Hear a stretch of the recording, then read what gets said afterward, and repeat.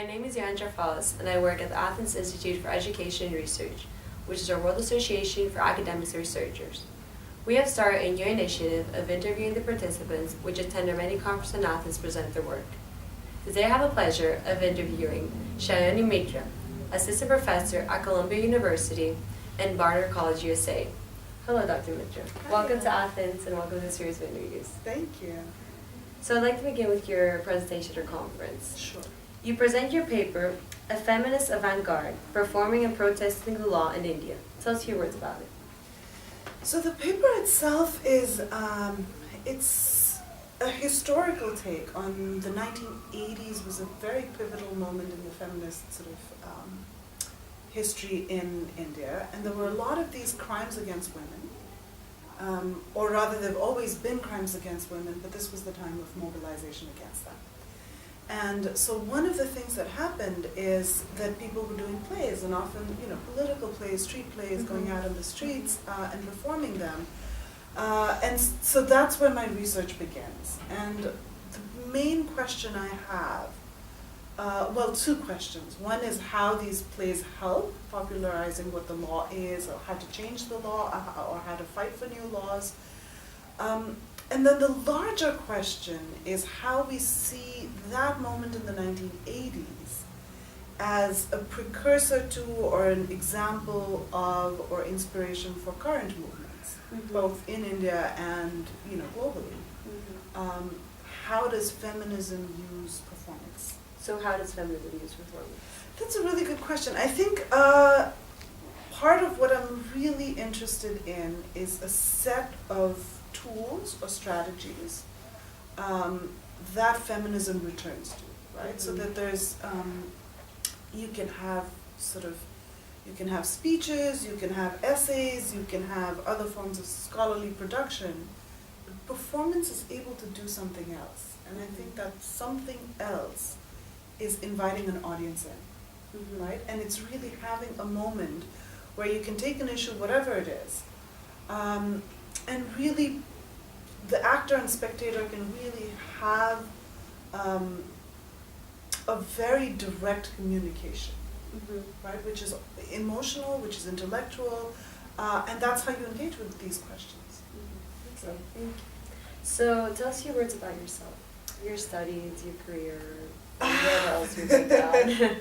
So I wouldn't say I switched disciplines, but my undergraduate degree was in literature, in English literature, and this was in India. I was at University of Delhi, and while I was there, I was always doing theater, but at a certain point I got very frustrated with this division at in the university level teaching at that point between drama as written text and literary production, and theater as something that's a physical discipline you do on stage, right? And they seemed to be at that time only a way to study dramatic literature. And so when I started looking for PhD programs, I came across performance studies, and performance studies is very much from this perspective of uniting the body with the text, and really thinking about the moment of performance, not as it is written, but as it happens, as live interaction. So that's how I came to the United States. My PhD was from New York University, and I just stayed. I'm very lucky to be at Barnard in Columbia in the theater program,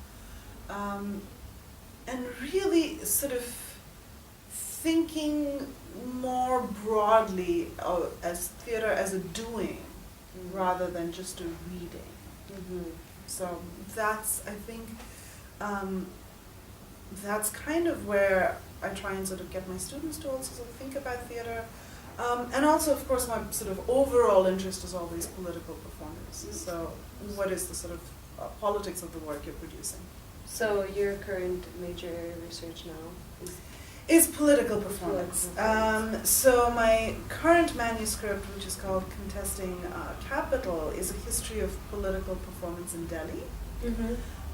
And more recently, while I'm finishing that up, I'm looking at sort of taking this interest in feminism and feminist performance and looking at it comparatively. So what are the current moments of engagement in, let's say, American university life, or in American politics, and sort of in India and globally, really, is this idea of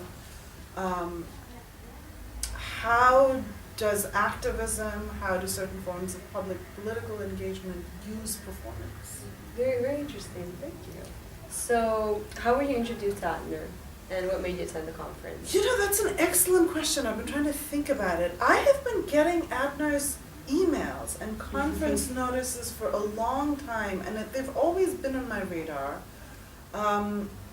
Especially, I think there's a sort of visual arts and performance conference, and for some reason or the other, it's just the timing never worked out. So when I saw this, the call for the Humanities conference, I thought this was a good time to go.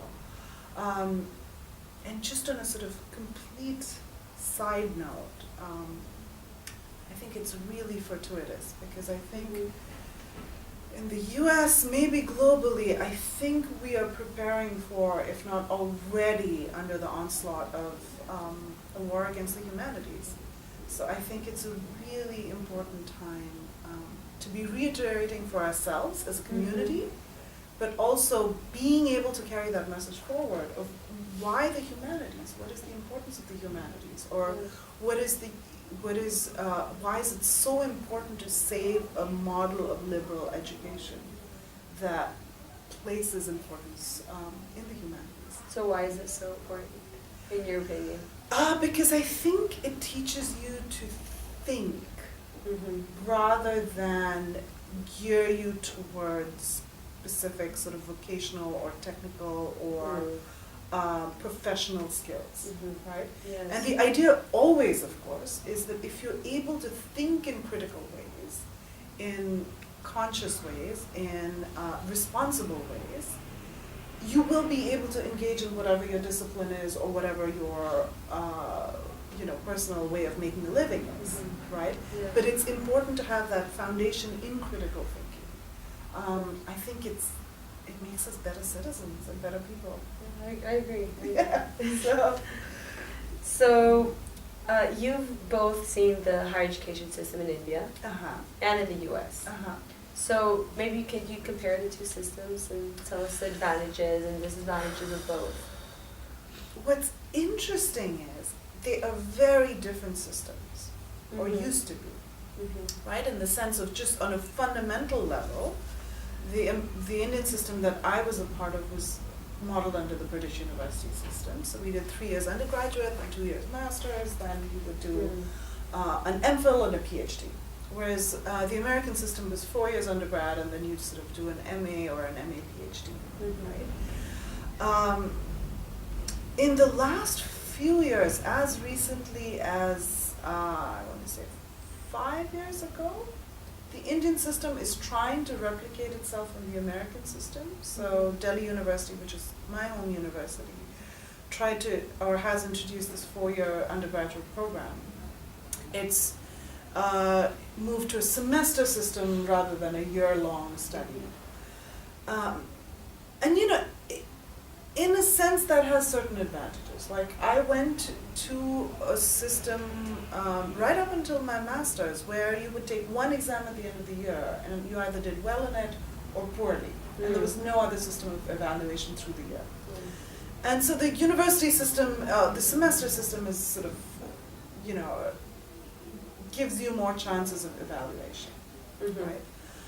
I think the problems come in at the level of how it's implemented. And this is the same problem that's in the US. I think the US higher education system is under a huge onslaught as well from this now a neoliberal model of the university. It's extremely expensive for students. Yes.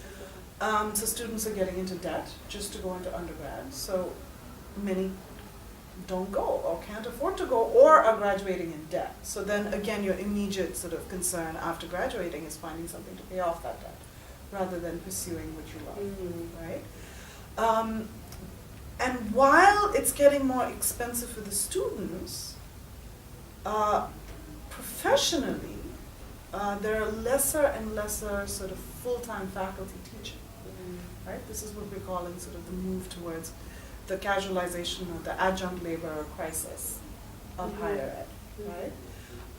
And this is, so you have fewer people who are committed to teaching full-time. And I think that's a real problem. Yes. And this is the same thing that's happening, I wouldn't say that in exactly the same way, but it's similar kinds of problems in India, where the implementation of this, semester-wise system, A, is haphazard, but B, it's being handed over to people who aren't necessarily full-time faculty committed to research in the field they're teaching, right? It's more that this is the course, this is on the book, somebody teach it for 6 months, somebody else teach it for 6 months, and it's kind of this ad hoc rotation of people. And I think, there was a reason the American university system was so strong for so long. And I think it had to do with insisting that you have to research and be productive in the fields you teach. Yes. Right? It might have gone too far where, it's only about the publication or whatever, and, there are ways to sort of pull back from that. But I think you have to be committed full-time. And you have to have security in your home institution. You have to have the freedom. You have to be able to take risks with your research. And none of that you can do if you sort of, if you have a precarious future. Right? Exactly. Yeah, I think this is the challenge of higher education, is how do we promote solid and free research in sort of sustainable ways. Thank you very much. Yeah, thank you. It was Very lovely nice. chatting with you.